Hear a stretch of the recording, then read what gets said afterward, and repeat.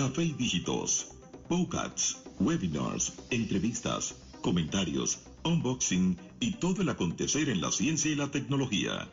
Cada semana, nuevos invitados, nuevos contenidos y una forma amena y objetiva de ver y vivir el mundo de la tecnología, la ciencia y la computación. Acompáñanos cada semana con una taza de café y hablemos del fascinante mundo tecnológico en cafeydigitos.com. Esto es Café y Dígitos, el podcast número 3. En esta ocasión vamos a hablar en este conversatorio con uno de los profesionales de tecnología más conocido en Latinoamérica. En esta oportunidad estamos hablando de Antonio Pempiñán. Buenas, Antonio Pempiñán. Saludos, ¿cómo estás? Todo bien, todo bien. Detrás de este nombre, Antonio Perpiñán, existen muchas historias que vamos a conocer, tanto en República Dominicana como Latinoamérica. Así que nosotros queremos saber quién es Antonio Perpiñán para empezar de una vez. No, yo soy nacido en República Dominicana y criado en Estados Unidos. Mi mamá y papá migraron hacia Estados Unidos y me trajeron cuando tenía como 9 años. Y entonces de ahí para allá nace mi vida aquí, mi formación total, ¿sabes? Universidad, liceo, creo que estaba como en cuarto y después quinto y así sucesivamente. Usted llegó muy joven entonces a Estados Unidos, si estaba en cuarto, quinto de la primaria en República Dominicana. No, y más en aquel tiempo que, recuerda que eran mundos aparte, tú ves. O sea, una vez tú migrabas hacia acá, la comunicación era tan escasa que tú realmente te olvidabas de todo, porque era simplemente, no podía volar todos los años porque ellos no ganaban suficiente. Con todo de que mi mamá era una enfermera, que no ganaban tan bien, ¿no? La gente lo puede pensar como en el tiempo de ahora, ellos no ganaban tan bien. Y mi papá era un mecánico de máquinas de coser, porque recuerda que todas esas factorías que luego fueron a Santiago y a Jaina y a San Pedro y a esos sitios, esas zonas francas eran aquí que estaban antes. O sea, papá era un mecánico de eso, que luego vino el trastorno de la emigración de todas las factorías hacia Latinoamérica, Honduras, esos sitios. Entonces nada, yo fui aquí, después tuve una corta estadía en la Marina de Guerra, porque yo lo que quería era ser piloto, y por eso estudié matemática, física, me preparé, pero después que estaba adentro, en Quantico, Virginia, y empecé con la Florida, no me gustó, y como oficial tú puedes firmar y en año y medio te dejan ir, y yo salí, y en el tiempo mío no habían guerras, cosas así, eran los tiempos de Ronald Reagan, y Estados Unidos era muy fortalecido y nadie inventaba con Ronald Reagan. Entonces realmente las Fuerzas Armadas eran unos miembros de seguridad para que nadie invente, pero no era beligerante, solamente Rusia podía enfrentarlo y los rusos estaban muy en caída. Recuerda que un poquito después que se cae hasta el muro de Berlín, o sea que ya Rusia tenía su Afganistán y venían cayendo y decayendo. Entonces eso me lleva a la universidad, primero al City College de Nueva York, a estudiar matemática. Yo quería ser informático, pero en esos tiempos, en 1980, 79, todavía la informática no era como, claro, habían gente ya en el MIT y en California. Estaba naciendo la informática tal como la conocemos hoy en día. Exactamente, era un juego de ricos. No, eso no, aquí no existe eso. Pero que los concejales y los concejales no estaban informados. Realmente troncharon una generación, diría yo, una breve generación de profesionales que querían ser informáticos y lo que te mandaban era para matemática, porque eso era lo tradicional. En los años 60 sí era así, por la RPG y esa cosa, pero ya cuando yo estaba, ya venían los DOS, las cosas así que ya podía uno estudiar informática, tú ves. por lo menos una parte más electrónica y no una parte puramente teórica de teoría de conjunto y cosas que no vienen al caso. Y entonces después me gustó, por mala suerte, me gustó mucho la matemática y me olvidé de la informática. Yo programaba en Fortran y COBOL y C, que acababa de nacer. Todo el mundo quería aprender C, porque tú sabes que siempre, cada vez que nace un lenguaje, siempre dicen que se va a reemplazar a los otros. Tú ves, ay, que Fortran va a morir y todavía está Fortran ahí. Pero la gente decía que... Todavía está Fortran y todavía estamos con la batalla de los lenguajes, de cuál es el lenguaje más solicitado en el 2020, en el 2019, el año próximo sería también el más solicitado en el 2021 y vamos a pasar la vida en eso aparentemente. La vida en eso. Sí, no, porque cada vez, me recuerdo, todos los lenguajes modernos de informática, de internet nacieron juntos, Perl, PHP, Python, Ruby, todos nacieron juntos y siempre ha habido esa batalla y a eso vamos a llegar ahorita, pero esa batalla es que a mí me ha enseñado, porque como criado en Gringolandia, aquí eso es bonito, eso no es antagonista, aquí eso es bueno, eso es lo que hace competencia, que Chevrolet quiere ser mejor que Ford. O sea, si tú ves la película de Ford... Esto incentiva el desarrollo, en otras palabras. Incentiva el desarrollo y allá lo ven como un detrimento, porque, oye, no hay cosa menos incentivante que tú no puedas discutir, que la gente cree que eso es malo, discutir, y las discusiones científicas es lo que hacen. Los pleitos entre Einstein y los alemanes de cuántica, no, ellos se decían hasta barriga verde, porque eso es la idea del inteligente. Es una persona que casi siempre es arraigado a sus ideas, porque como inteligente, él llega a sus propias conclusiones y no es la masa que se mueve, con cualquier motivación externa, sino tú llegaste a tu conclusión. Y Einstein decía que no, que cuántica no podía ser, pero él lo decía, que él hasta llegó a decir, que ahí que la gente sacan eso fuera de contexto, que Dios no juega dados con el universo, y es por la incertidumbre de Heisenberg y esa gente. Decía, ¿cómo hace que tú no vas a saber dónde está el átomo y no vas a saber dónde está el electrón? Es un disparate, Dios no juega dados con el universo.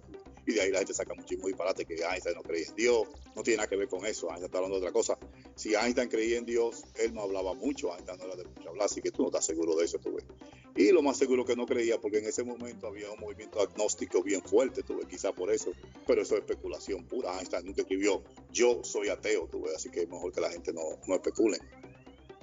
Entonces yo estudio en la universidad de ahí, entonces quiero hacer una maestría, me voy a NYU, la Universidad de Nueva York, New York University, que la gente la confunde con New York State University, que es otra, pero New York University, que hay en la calle 4 por ahí, en Manhattan, y me hago físico de energía, físico nuclear, que la gente cree que es bomba atómica, eso no tiene nada que ver con eso tiene que ver con el núcleo, y física que es muy, muy teórica y muy matemática realmente, y es lindísima, de números, no tiene nada que ver con lo que suena, y no sé por qué se llama así, porque esto se confunde un poco, pero entonces estudio eso y ahí me voy para la Marina, para cuántico, no me gusta, regreso, y ya eso en el 88, me voy a trabajar para IBM, como matemático, así, también yo hice cursitos de informática dentro de la carrera, tú sabes, de los Fortran, como te decía, y también cogía de que introducción a Computer Science y todas esas cosas que dan, y entonces apliqué y me lo dieron, y trabajé un poco con AS400, pero no en compañías grandes tú nunca te haces experto, a menos que tú no dures 30 años ahí metido, porque las compañías son como el ejército, que cada quien hace un poquitico, y ese poquitico es que tú entiendes, y el contexto grande no te llega a ti. Entonces, por ejemplo, después lo dejé y me fui a trabajar en una compañía de generación de gráficos, porque no existía Photoshop ni nada de esa cosa, y los gráficos lo hacían matemáticos. Se llamaba Blue Sky. Eso después pasó a ser Pixar, pero eso mucho antes de eso, o parte de Pixar y parte de Steve Jobs. Entonces así, ahí fue que yo aprendí a usar la Mac, me gustaba la Mac y cosas así. Entonces después en el 94 me fui para República Dominicana, que mi mamá enfermó, y ahí que ustedes me conocen, y ahí yo creo que esa etapa ya entonces empieza una segunda etapa. La primera etapa. Ahí ya comienza la segunda etapa, que es la parte de la profesión, la dedicación y a tener presencia en algunos países de Latinoamérica. Para los que nos están escuchando, fuera de República Dominicana, que tenemos un alcance, gracias a Dios, enorme en toda Latinoamérica, cuando Perpiñán indica a ustedes allá, él está en Estados Unidos actualmente y se está refiriendo a República Dominicana. Bien, continuamos. Sí, yo ahora mismo estoy viviendo en Carolina del Norte desde el 2013. Ya yo tuve que decidir regresarme por muchas razones, pero son más personales y familiares de estar con mi familia, con mis hijos y nietos y cosas.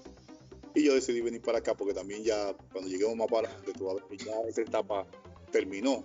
Entonces, en República Dominicana, con la profesión de matemático y cosas, yo lo que hice fue que fui a la UAS. Tenía problemas con el lenguaje porque nunca había leído un libro en español en mi vida. O sea, yo leí El Quijote en inglés, obviamente, y entonces cuando llego allá siento esa ineficiencia y voy a la UAS para ver si me inscribo o algo para poder estar con profesionales. Y eso mismo hago porque está mi primo en la universidad y cosas así. Entonces voy, conozco personas que son demasiado nombres, déjame ver, yo, Ángela Martínez, la doctora, Kremlin Pérez, muchísima gente conozco, Amado Reyes, pero en esa etapa yo no estoy en informática porque no soy informático. Lo que sabía era mucha arte gráfica, por lo que mencioné anterior de Blue Sky. Entonces mis primos, 3 de ellos, y Antonio Silva y otras personas, Miguel Brown, son artistas gráficos, y cuando ven que yo sé programar y que yo sé hacer imágenes en la computadora, imagínate, 94, ellos se volvieron locos y pensaban que a eso se le podía sacar un provecho para generar gráficos. Y era en C++ que se programaba, imagínate, era una cosa que era totalmente, yo no te puedo enseñar C++ para tú hacer imágenes 3D y tú sabes matemática vectorial y cosas así, eso es muy difícil, no era lo que hoy día se hace. No era Flash, que después vino Flash y esos lenguajes que la gente usaba dentro de Flash, la de hacer action en Flash.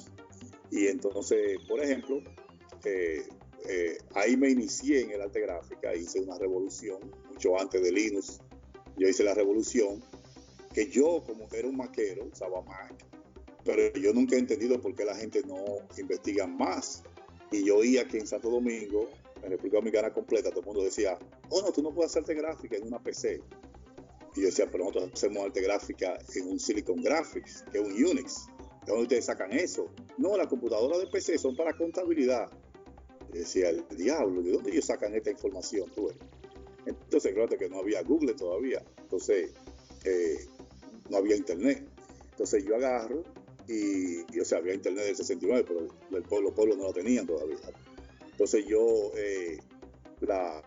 me dispongo a demostrarle que sí se puede hacer gráficas en una computadora. Y empezamos a jugar con DX4 y DX2. Yo y Isaac Grullón, que después era parte de la fundación, de los fundadores de la fundación, y hacemos arte gráfica. Y lo demostramos que se puede. Claro, Mac tenía gavela porque había muchos más programas y los primeros programas los lanzaban para Mac y después para Windows. Eso es Windows 95. Y entonces ahí se prueba y todas las publicitarias, Pajés, McCann Erickson, todas esas publicitarias dominicanas que son buenísimas, me conocen. Pero tú tienes que decir Magicolor, no puede ser Antonio Perpiñán. Yo tengo esa gente de Magicolor, ¿verdad? Tú sabes, así eran la primera gente que hicieron las primeras vallas fotográficas, un gran cartel de Peña Gómez que había por ahí por la Junta, eso lo hice yo, eso fue un escándalo. Hicimos los letreros que pusimos cuando Leonel ganó en el 96 en el puente Duarte, que Alvarito se volvió loco, que el puente se iba a caer, ese baboso no sabe física, yo te hablé de disparate, que el puente se iba a caer, ese puente no se va a caer, ese puente es otro Trujillo, que no va para ningún lado. Se le dieron un cañonazo y no se caía, por timar una banderola. Entonces tuvimos que apiarlo, pero mucha gente lo vieron, que decían, qué bueno que llegaste al mejor país del mundo, el tuyo. Eso eran ideas de cuando Leonel y Yandino. Había otro que decía, llegaste al único país del mundo, el que tú no eres un extranjero, llegaste a tu país, disparate, hace vaina bien chula así, que hacían ese patriotismo dominicano. Sí, no, en valla. Eso está bien, los mexicanos lo sienten, claro. Los argentinos, tú que vuelve a su tierra, lo sienten. Claro. Entonces él dio un palo con eso, la gente le gustó y yo di un palo porque pude demostrar que sí se podía. Y ahí hicimos muchas vallas y cosas. Entonces me cansé de eso porque ya no había retos. Nosotros éramos el sitio más famoso de arte gráfica. Todavía la gente cree que Magicolor existe. Y entonces ya conocí a Isaac y a Willy Nicadro Iberites, que también es un artista gráfico.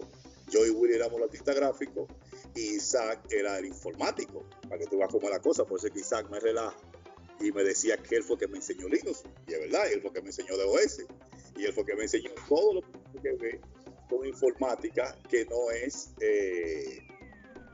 programación. Pues yo sabía programar, pero fíjate que cuando yo trabajaba en la universidad, era en PCD, después trabajaba en los AIX, en los AS400, llegué a trabajar en, ¿cuál otro fue? Silicon Graphics, pero eso no es informática, no es como hoy día con la computadora que tú haces todo, tú imprimes, tú haces todo. Eso eran cositas que te ponían el software ahí, tú hacías tu cosa y ya, y se acabó. Lo verdad es que no había redes, o sea, había redes seriales, tú no la entendías, eran complejísimas y cosas así. Era muy complejo. Era muy complejo. Entonces, eso en el 96 ya, entonces seguimos ahí escuchando, porque sí nos gustaba. Entonces Isaac era muy escuchador. Y yo creo que en ese año fue que vino Tosati, ¿cómo se llama? El rockero Tosati, ¿cómo es? Marcelo, no Marcelo, el que se murió en Venezuela el otro día, que es un rockero latino, que era amigo de Karim Abunabá. Y entonces él venía a dar un concierto de rock y también venía Shakira. Y Karim sabía que yo era el que sabía hacer esos letreros y todas esas cosas. Y él fue donde mí. Y entonces él vio un four-wheeler que yo tenía y él dijo, wow, esto está los four-wheelers. Y ahí yo y él hicimos una gran amistad. Entonces Isaac vivía loco queriendo bajar Linux en 95, 96, no recuerdo qué año. Pero cada vez que tú lo bajabas eran como unos cuantos disquetes, no sé, como 15. Escúcheme, Antonio, cuando usted habla de Karim Abdul-Nabat, ¿se refiere al que fue candidato presidencial en República Dominicana, el joven? Él tenía como 14 años de edad. Okay. Entonces yo era amigo personal de él, y entonces Isaac vive queriendo bajar a Linux y no puede, y entonces Karim se da cuenta, no me recuerdo cómo fue el caso, nosotros hablábamos era de plotters y vallas y vinil, pegarle vinil a los carros, a los yates de los ricos, tú ves, que eran los nombres, tú ves, así como tú eras de la decoración de los automóviles. Claro. Eso es lo que hacía. Entonces, él escuchó y dijo, yo voy para Filipinas, yo creo que fue una cosa así. Y cuando yo regrese, yo he visto esos CD que ustedes quieren.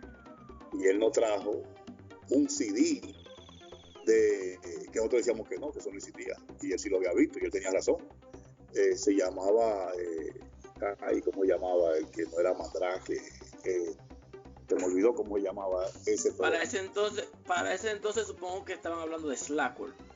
No. Sonaba igual. No, Slackware, Mandrake. No, era... después ellos se pelearon con Linux, porque ellos son el viejo SCO, que es Santa Cruz Operation. Entonces ellos tenían otro nombre, el nombre que ellos usaban en Linux. Entonces, después te digo el nombre, que se me escapa ahora. Entonces, él lo trajo y nosotros pudimos instalarlo, no nosotros, Isaac era el escuchador y Amanece, porque había que hacer una rumba de cosas, había que hacer tú tenías que hacerlo tenías que instalar un DOS y encima de ese DOS tú copiabas los archivos, lo destruías, lo explotabas, compilabas algo, ¿sabes? A través de un script, eso subía y en caliente, al ella nada más reiniciarse, reconocía el CD-ROM y arrancaba la instalación del sistema operativo y a ratico lo instalamos. Y fue algo así, cosas que hacen la gente que le gusta hacer cosas. Sabíamos que los plotters corrían con ellos, pero el plotter es una gran impresora que puede tener 6 pies, 12 pies, había Salsa, habían varias marcas, no recuerdo los nombres ahora.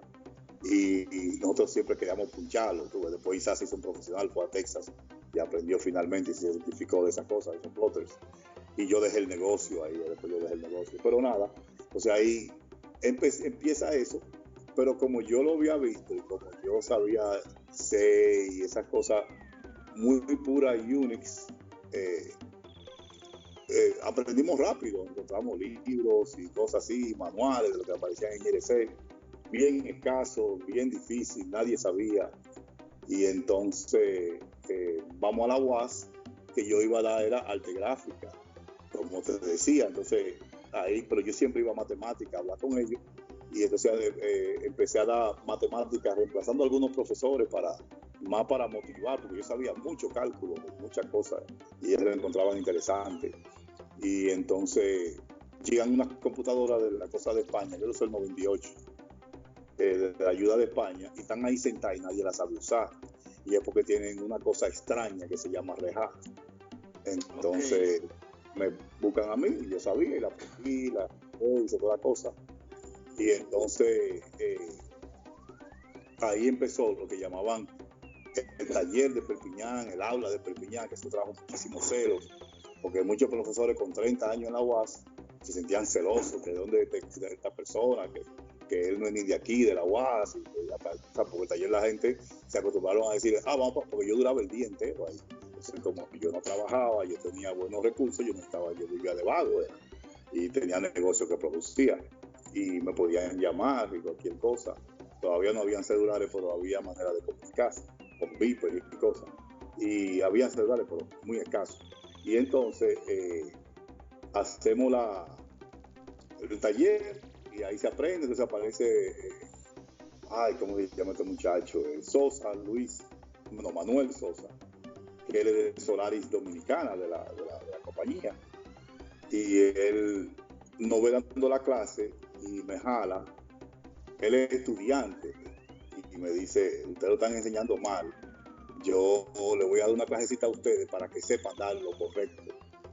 Que yo soy de Solaris, pero no sé Linux, y me gusta Linux, pero todo lo mismo. Y nos enseñó cómo tú das VI, primero da esto, te loguea, el terminal, porque nosotros dábamos a lo loco, nosotros dábamos lo que nosotros sabíamos, lo que íbamos aprendiendo. Básicamente le dio un programa de estudio, le reestructuró, digamos, la forma de enseñar.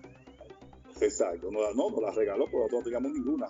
Entonces él, como él era de ellos daban Solaris. Entonces lo que nos dio fue que nos tradujo Solaris a Linux, un poco, no mucho, porque él era muy ocupado y tenía mucho, él era que mantenía a su familia y trabajaba, y estaba en la UAS y hacía muchas otras cosas.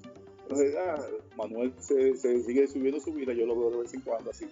Y él también me dice que fue que me enseñó Linux, porque hay un problema entre él y Isaac, ¿verdad? Entonces él empezamos a dar la clase. La UAS, hay un antagonismo, porque entonces ahora te voy a explicar sobre la Fundación Código Libre, que no es la Fundación Código Libre, primero es la Fundación Código Abiertos.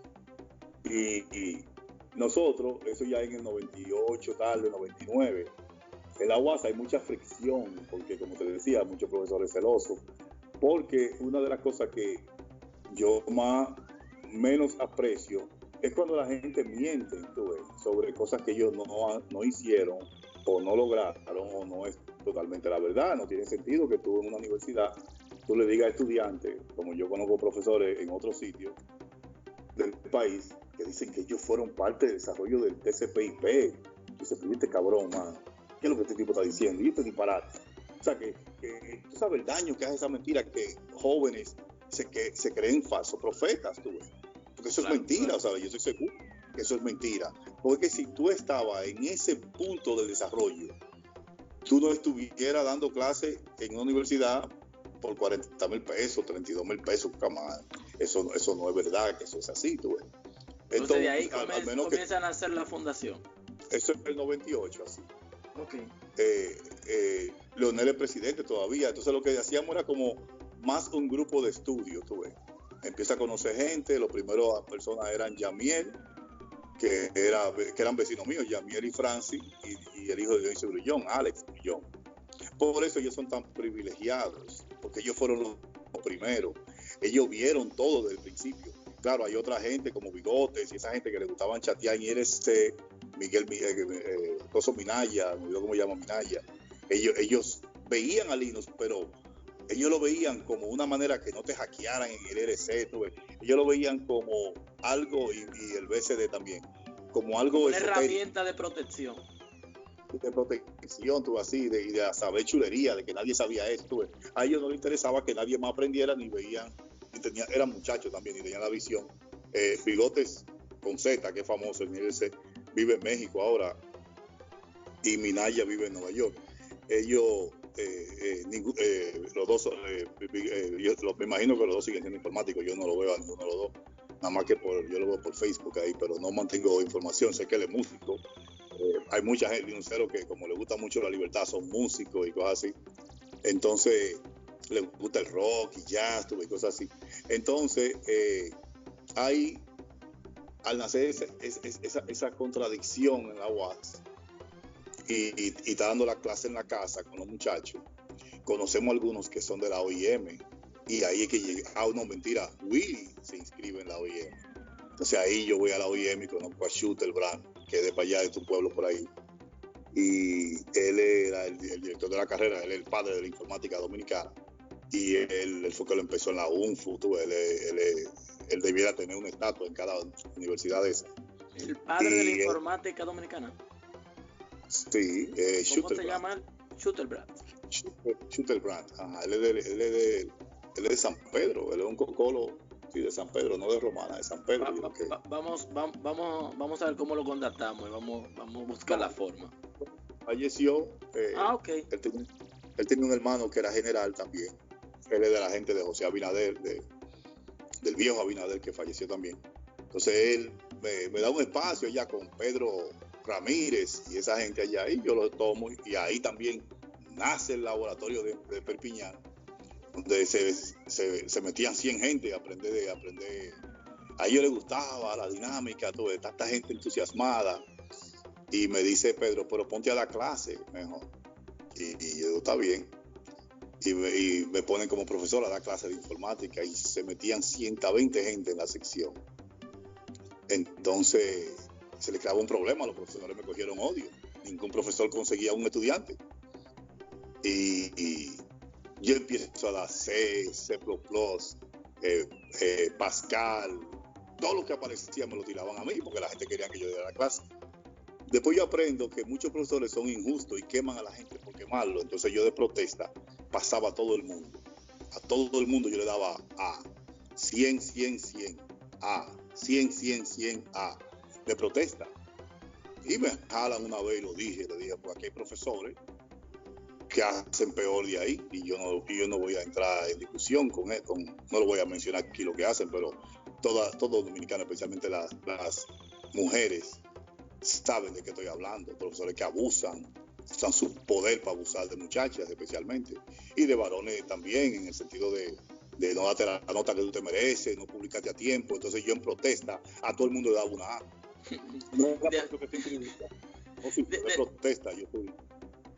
Después de eso supongo que ahí ya comienza, usted sale de la universidad, de las aulas, e imparte...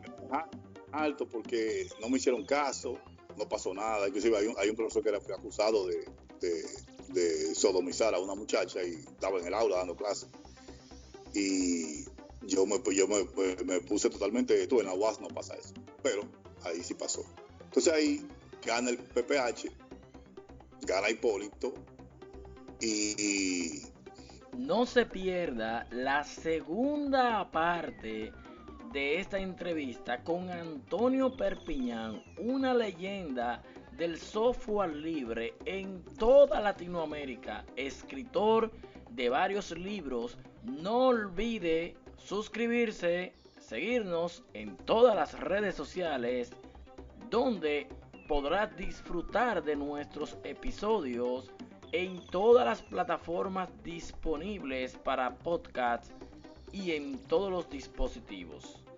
Yo soy Gilberto Pérez y esta fue otra entrega más de Café y Dígitos.